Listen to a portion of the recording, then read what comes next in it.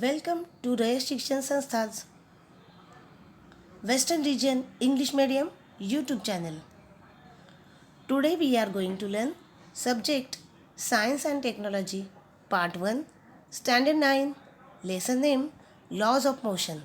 Video number 3 Equations of Motion using graphical method. Newton studied motion of an object and gave a set of three equations of motion.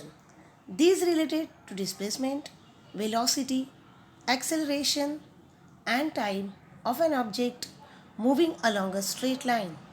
Suppose an object is in motion along a straight line with initial velocity u. It attains a final velocity v in time t due to acceleration a. Here small u, it is symbol for initial velocity, small v, it is symbol for final velocity, small t, it is symbol for time, and small a.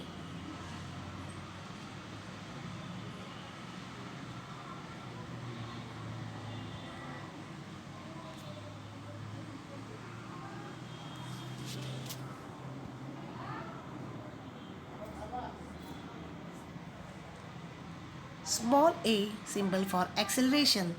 Its displacement is s. Small s for displacement. The three equations of motion can be written as v is equal to u plus at.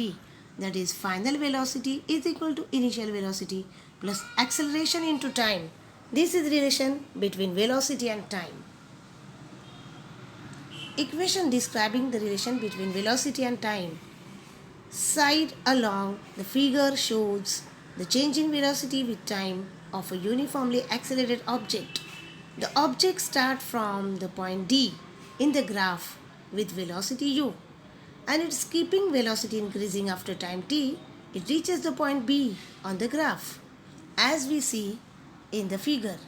The initial velocity of the object u is equal to od as we see in the figure, and the final velocity of the object v, that is oc, time t, that is oe. Then we know that the formula about the acceleration a, change in velocity with respect to time.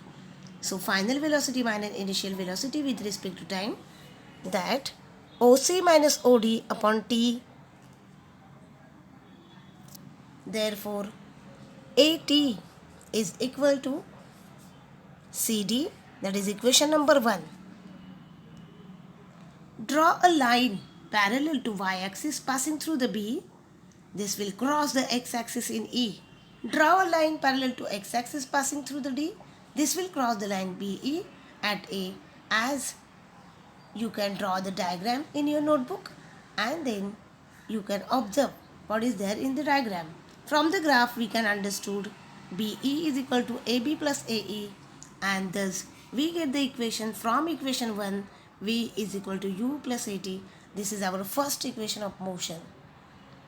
Next equation describing the relation between displacement and time.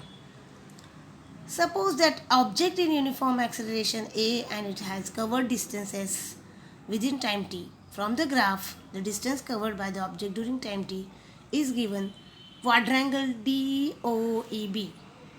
Yes, small s is equal to area of quadrangle, that is area quadrangle DOE plus area of triangle DAB. Thus AE is equal to UOET and OET. So here we get Newton's second equation of motion, S is equal to UT plus 1/2 AT square. Equation describing the relation between the displacement and velocity. By putting the values, that is S, area of a trapezium DOEB, all these whatever we get the equation number 1, whatever we get equation number 2, and then equation number 3, then we get here Newton's third equation of motion, that is v square is equal to u square plus 2as. In this way we get here three equations of motion. Uniform circular motion. Observe here in the diagram tip of the second hand of the clock, the speed of the tip clock is constant but the direction of the displacement, therefore velocity, is constantly changing.